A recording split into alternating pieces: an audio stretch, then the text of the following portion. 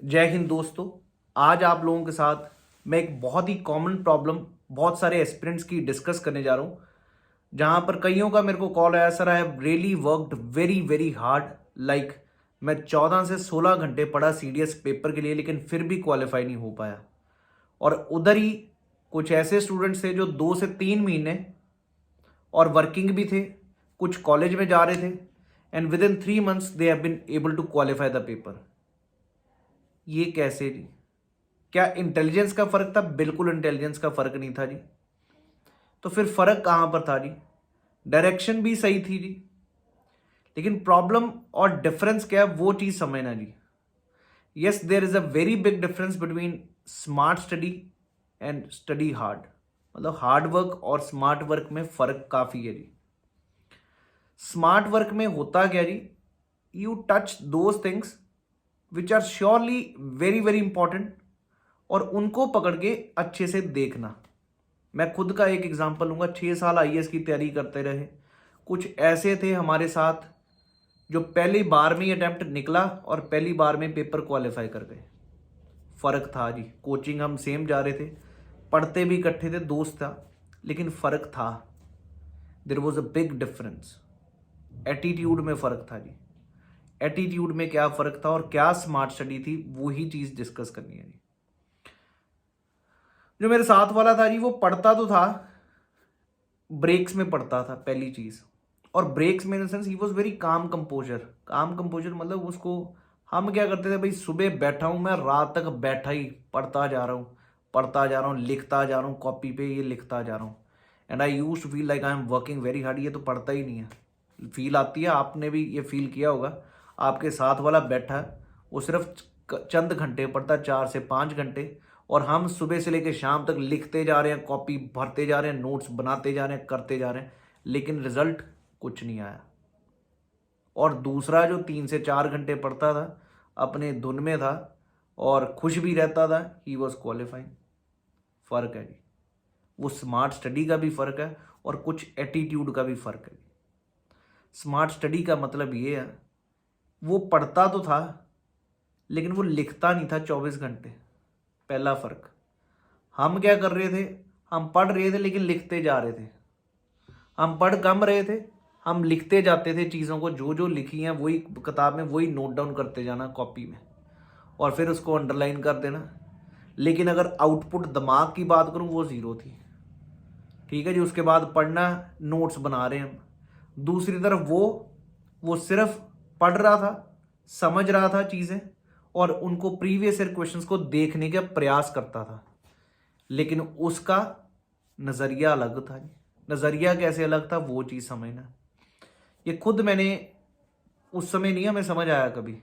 उस समय लगा किस्मत है या कुछ ऐसा, लेकिन साल 2 साल 3 साल के बाद वो रियलाइज़ हुआ कि हम तो भाई सुबह से लेकर शाम तक बैठे तो हैं, लेकिन दिखाने के लिए ये पता नहीं क्या, लाइब्रेरी में सुबह चले जाते थे, रात के 8 बजे तक पढ़ रहे हैं भाई। अंदर फीलिंग ऐसी है कि भाई पता नहीं कितने सेक्रीफाइसेस कर रहे हैं। अगर ऐसी फीलिंग आ रही है ना, you are not doing the right way. ये याद रखना। आपको अगर फीलिंग अंदर से आए ना, मैं बहुत सेक्रीफाइस कर रहा हूँ, मैं बहुत चीज़ें छोड़ के बैठा हूँ और पढ़ाई कर रहा हूँ, वो पढ़ाई नहीं कर रहे। Inside you should be happy, inside you should be stable. ठीक, I am doing the work and I am मतलब मैं बाकी जगह पे भी हूँ। ऐसा नहीं कि मैं सब सिर्फ 24 घंटे पढ़ रहा हूँ, मैं खेलने के लिए भी जाता हूँ, लेकिन बैलेंस बना के चला। बैलेंस कैसे बनाना, वो चीज़ डिस्कस करनी है। और स्मार्ट स्टडी होता क्या?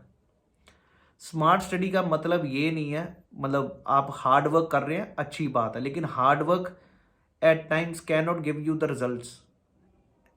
Y so? Because you are trying to read each and everything.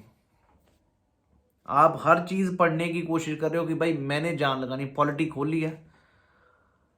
एक बंदा कहता है यार भाई मैंने प्रीवियस ईयर पेपर देख लिए, मेरे को हिस्टोरिकल बैकग्राउंड से क्वेश्चन 1 या 2 मिले हैं, हर साल नहीं आते। दूसरे बंदे ने देखा कि भाई मेरे को तो स्टार्ट से ही करना है, बिल्कुल बेसिक से, स्टार्ट से हिस्टोरिकल बैकग्राउंड पढ़ूंगा। 6 दिन लगा लिए हिस्टोरिकल बैकग्राउंड। दूसरे ने क्या किया, सिर्फ उसको पता था पॉलिटी में फंडामेंटल राइट से, फंडामेंटल ड्यूटी से, डीपीएसपी पे क्वेश्चन आना ही आना। उसने उन पे ज़्यादा से ज़्यादा फोकस किया और वो नंबर मतलब उसमें क्वेश्चन पे फोकस किया, and in the paper he got the questions. जो हार्ड वर्कर था उसने पढ़ा तो बहुत कुछ भाई, वो भी पढ़ा और बाकी चीज़ें भी ये पढ़ता रहा। इसने कहा कि मैं सेंटर स्टेट रिलेशंस भी पढ़ूंगा, क्योंकि हार्ड वर्क करना, मेरे को पूरा हार्ड वर्क करना है, जो मर्जी हो। एक प्रॉब्लम एक्सेसिव पढ़ा, दूसरा प्रॉब्लम जो चीज़ें पक्की हैं, जो मेरे को पक्की आनी चाहिए वो तो की, लेकिन एट द सेम टाइम आपने इक्वली इंपॉर्टेंस कहीं और भी दे दिया। तो कहीं ना कहीं आपका दिमाग इतना है, उसमें आपने इतना घुसा दिया। ठीक है भाई, हार्ड वर्क किया मैंने, बट उस बंदे ने जो थोड़ा सा था दिमाग के कि भाई ये टॉपिक्स हैं, यहां से क्वेश्चन आने हैं, और मेरे को क्वेश्चन देख के ये भी पता चल रहा है कहां पर क्या करना है। मेरे को पता किस प्रकार के क्वेश्चन आने हैं। लाइक मेरे को पता है एक सिटीजन और नॉन सिटीजन के पास कौन कौन से राइट्स हैं, कौन से नहीं, ये 3-4 बार पूछ चुका, तो मैं इस पे फोकस करूं।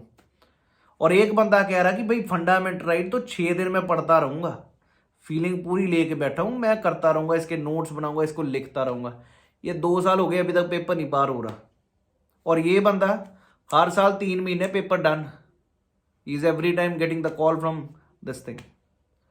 This is a difference between the smart study and the work hard. Hard work मैं नहीं कहता अच्छी चीज़ नहीं है, पर भाई आपको इस अपने सिचुएशन को समझना ज़रूरी है। You have to qualify the paper. आप सुनते तो गए, करते तो गए, लेकिन पता ही नहीं पेपर में क्या है। अगर आप पॉलिटी को वैसे ही करना शुरू करो, पॉलिटी का तो अंत ही नहीं है, इसके ऊपर भी 4 किताबें होंगी लक्ष्मीकांत के ऊपर, किस किस को पढ़ोगे, कितना कितना पढ़ोगे, that is the difference. Same in the case of geography. अगर आप सोचो, आप ज्योग्राफी पढ़ना शुरू करें, तुम्हें इंटरेस्ट दिखाने के लिए तुम्हें हिस्ट्री में ज्योग्राफी में दुनिया के मैप सिखाने शुरू कर दिए, वर्ल्ड मैप पढ़ते चलो। कभी मेडिटेरेनियन सी के आसपास देखो, कैस्पियन सी, सारी दुनिया जहान के सी देखते रहो, बहुत मज़ा आ रहा है। हार्ड वर्क, बहुत तगड़ा हार्ड वर्क। मैंने सारा वर्ल्ड मैप देख लिया, वर्ल्ड में कौन कौन सी नदी है, कहाँ कहाँ पर, किस कॉन्टिनेंट में, ये सारी देख ली, मिसौरी, मिसिसिपी, ये सारी। और दूसरा बंदा, उसने फिर से प्रीवियस ईयर क्वेश्चन देखे, एनसीईआरटी देखी, देखा क्या क्या क्वेश्चन आ रहे हैं, उसने सिर्फ उतना ही पढ़ा, उसको नहीं पता वर्ल्ड ज्योग्राफी में ये रिवर्स होती हैं, कहाँ कहाँ पर होती है। डार्लिंग मुर्रे हैं रिवर्स ऑस्ट्रेलिया में, ठीक है जी। मिसिसिपी, मिसौरी नदियाँ पढ़ रहा हूँ मैं, बहुत मज़ा भी आ रहा है जी, और अंदर से फीलिंग भी है कि भाई आ रही हैं। हार्ड वर्क में मैंने यहाँ तक कि नीलगिरीज की हाइट, शिवालिक्स की हाइट, सभी की हाइटें याद करनी शुरू कर ली। इम्प्रेस करूंगा मैं। दूसरे बंदे ने हाइट्स पढ़ी भी नहीं, पर बाद में रिजल्ट में ये बंदा जिसने हाइट्स भी नहीं पढ़ी, जिसने ये देखा भी नहीं कि भाई कौन से कहाँ कहाँ पे किस किस कॉन्टिनेंट में रिवर्स हैं, he is able to qualify. What is the reason? The reason is basically this thing, he take up those topics which can be asked. Otherwise तो दोस्त आप ज्योग्राफी पे 1 साल क्या 4 साल लगा लोगे तो भी नहीं खत्म होनी। और जिसने किताब लिखी है ना कोई भी, उसने तो प्रयास यही करना कि मैं मोटी बनाऊं और दुनिया जहान की सारी चीजें डालूं। क्यों? आपको भी पसंद वही आती है किताब जो सुंदर हो, थोड़ी मोटी हो, जिसमें हर टॉपिक दिया हो, आपको मजा आता है यार यही किताब अच्छी है। इसलिए किताबों से नहीं जज होती आपकी प्रिपरेशन, आपका सही तरीका, सही प्रिपरेशन डिसाइड होती है प्रीवियस ईयर क्वेश्चन से। आपको समझ आता क्या पूछा जा रहा है, कैसा पूछा जाएगा, नहीं तो पढ़ते रहिए। इस प्रकार smart study is better than work hard. क्योंकि यार हार्ड वर्क से मेरे को लगता है, अगर आप चेक करो, सुबह से लेकर शाम तक जो बेचारा लेबर है वो हार्ड वर्क कर रहा है, पर उसको आउटपुट इतना नहीं मिल रहा। उसका कारण यही है जी, आप जिस पेपर की तरफ फोकस करो, पेपर की तरह हमें टैकल करना है। हमको पीएचडी नहीं करनी, ये 2 फर्क है जी। एक पीएचडी करना और एक पेपर क्वालिफाई करना, बहुत फर्क है।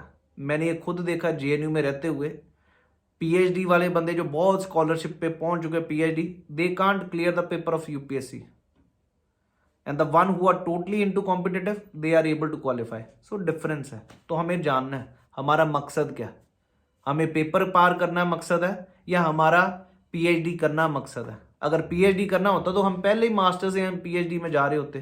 तो हमें पेपर पार करना है।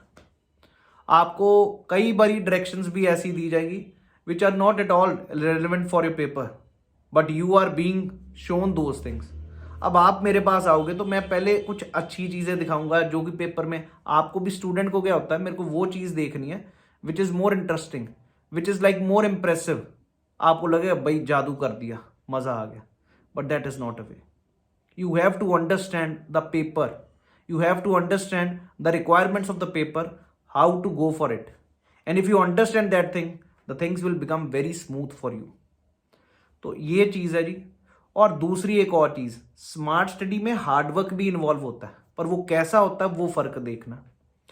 स्मार्ट स्टडी में हार्डवर्क ऐसे इन्वॉल्व होता है, जब आप चैप्टर पढ़ रहे हो तो आपने कॉपी नहीं करने बैठ जाना। ये कॉपी करना तो आप किसी को, दो बंदों को दिखाओगे तो पुरानी जनरेशन यही है भाई, माँ बाप हमारे, एक ने कॉपी पूरी भर दी, नोट्स बना बना के पूरा चैप्टर ही कॉपी कर लिया।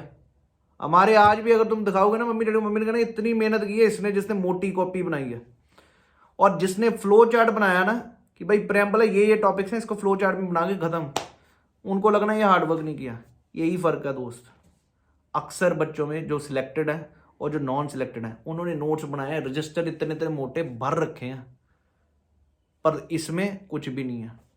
और दूसरी तरफ जिसने एक साइनॉप्सिस बना रखा, डन है जी, हर बारी पेपर पार है। Students of mind who have qualified first time, 3 बार 4 बार हर बारी क्वालिफाई हो रहा है। कारण क्या है? सही डायरेक्शन, सही डायरेक्शन और स्मार्ट स्टडी चाहिए। हार्डवर्क बहुत दुनिया करती है जी, और हार्डवर्क की कोई पहचान ही नहीं है। सेम चीज़ है कि इंग्लिश में भी बताना चाहूँगा। इंग्लिश में अक्सर बच्चा सोचता दुनिया जहान के सारे वोकैब वर्ड्स पढ़ने शुरू कर दूं कि कहीं ना कहीं तो बात बन जाएगी। बिल्कुल नहीं जी। आपको पढ़ना क्या है? न्यूज़पेपर को 3 चीज़ें पकड़िए, न्यूज़पेपर रीडिंग रखिए रोज़। कोई नया वर्ड आता बोलने में अच्छा लगेगा, आप सीखोगे। दूसरा चीज़ आपने क्या करना है, प्रीवियस ईयर जितने भी इंग्लिश में पूछे गए वर्ड्स हैं उन पे फोकस करना है। Not only for CDS but also for NDA and FCAT। तो सारे वर्ड जो UPSC के दिमाग में है ना, जो वर्ड्स वहीं से बनने हैं जी क्वेश्चन। मैं पहले ही बता दूं, ये मेरा खुद का एक्सपीरियंस है। और यहाँ तक कि मैं तुम्हें ये भी बता दूं, जितने बड़े बड़े कोचिंग इंस्टीट्यूट्स हैं ना, जिनके नोट्स बनते हैं, जो आप सुनते भी होगे, उनका नोट्स बनाने का तरीका भी यही है जी। वो करते क्या, प्रीवियस ईयर क्वेश्चन जहाँ तक उन्होंने पूछा हुआ है उस चीज़ को अपने नोट्स में दिखा दो, तो नोट्स भी to the point and appropriate, and selections वहीं से बन रही हैं। समझ आया जी? नहीं तो आप अगर विकीपीडिया पे रिवर्स सिस्टम सर्च करोगे बहुत कुछ मिल जाएगा, पर उन लोगों ने क्या किया, उतना ही सर्च किया जितना UPSC ने प्रीवियस ईयर पेपर्स में पूछा गया, उसी को ही नोट्स में बना दिया, मैप में बना के दिखा दिया पेपर में। भाई वही चीज़ें बन रही हैं बार बार। तो तरीका ये है। मैं ये नहीं कह रहा कि कोचिंग नेसेसरी है, without coaching also you can qualify, but the thing is you need to understand the previous year questions, you need to understand what are the requirements of the paper. Smart study से आप 3 महीने में पक्का, 3 से 6 महीने में अगर आप बात करूं, CDS और CFF दोनों क्रैक कर सकते हो। बस चाहिए क्या, एक सही डायरेक्शन जहां पे आपको पता हिट करने से सिलेक्शन मिलेगा, तो कभी रुक नहीं सकता। So I hope you people are able to understand that is what we need to look for is smart study in the limited time, so that हमारी जो पर्सनैलिटी है वो बैलेंस्ड रहे। ये ना हो कि हमारी पर्सनैलिटी भी बैलेंस नहीं हो रही, हम पढ़ते जा रहे हैं, ना हमारे दिमाग में घुस रहा, बस लिखते जा रहे हैं। ये मत करिए, ये पुराना ज़माना जा चुका जी, पहले ही बता रहा हूँ। और UPSC में ये काम नहीं आएगा कि मैं 18 घंटे पढ़ रहा था उससे हुआ, कुछ नहीं है ऐसा possible. So I hope you people are understood now. So that's all for today. Thank you. Jai Hind.